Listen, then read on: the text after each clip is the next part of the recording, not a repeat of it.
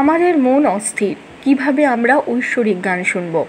বাবা লোকনাথ নারায়ণগঞ্জ জেলার বর্দি আশ্রমে আনুমানিক 1826 থেকে 1890 সাল পর্যন্ত 2 দশকেরও বেশি সময় কাটিয়েছেন।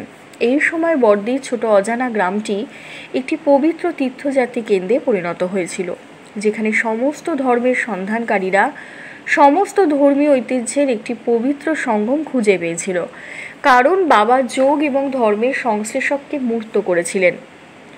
বাবার ভক্ত নারিশা বাবা একবার তাকে জিজ্ঞাসা করেছিলেন, আমাদের মন অস্থির, কিভাবে আমরা ঐশ্বরিক গান শুনব, যা আপনি বলছেন ভিতর থেকে সত্যগীতা।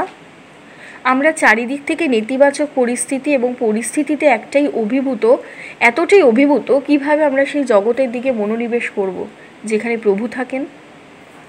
বাবা উত্তর দিলেন, দেবীর কৃপা ছাড়া কিছুই সম্ভব নয়। ঈশ্বরের কৃপায় অসম্ভবও সম্ভব হয়ে ওঠে। যখন আপনি অনুগ্রহ পাবেন, আপনার মন স্বতঃস্ফূর্তভাবে ঐশ্বরিক দিকেই ফিরে যাবে। তাহলে তুমি বুঝতে পারবে গীতা কি। বাবার এই কথাগুলো আধ্যাত্মিক যাত্রার গভীরতম বাস্তবতার দিকে আমাদের দৃষ্টি আকর্ষণ করে। এটা নয় যে আমরা ঈশ্বর বা আমাদের গুরুর প্রতি আমাদের ভালোবাসা বা ভক্তি দেখানোর চেষ্টা করি না। এটা হলো যে আমরা অনুগ্রহ স্বীকার করার অনুশীলন করি না, যা আমাদের প্রত্যেকের সাথে দৈনন্দিন জীবনে ছোট ছোট জিনিসগুলিতে ঘটে। আমরা বুঝতে পারি না যে গ্রেস ছাড়া কিছুই চলে না। অনুগ্রহ হলো এক অনন্য শক্তি যা মহাবিশ্বে বিস্তৃত, যদিও অদৃশ্য। এটি এই বিশ্বের এবং তার বাইরের প্রতিটি ঘটনার সারমর্ম। বাবা ব্যাখ্যা করেন যে একবার আপনি আপনার জাগতিক দৈনন্দিন ঘটনাগুলিতে অনুগ্রহ চিনতে শুরু করেন, যেমন আপনার চোখের পলক, আপনার দৃষ্টি, আপনার করুণা, আপনার ভালোবাসা, এই সবই গতিশীল একই ঐশ্বরিক শক্তির প্রকাশ।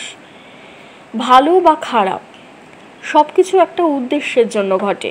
ঈশ্বরের অদেখা হাত দেখার জন্য জেগে উঠুন এবং ঈশ্বরের অসীম অনুগ্রহের আকারে ভালোবাসার ইঙ্গিতকে গভীরভাবে উপলব্ধি করুন এবং প্রতিটি দিনকে ঐশ্বরিক সত্য উপাসনা হিসাবে জীবনযাপন করুন। বাবা যেমন বলেছেন, একবার আপনার মন ঐশ্বরিক হাতের স্পর্শ অনুভব করতে শুরু করলে আপনি বুঝতে পারবেন যে ভগবানের গান বা গীতা আসলে কি। ধন্যবাদ।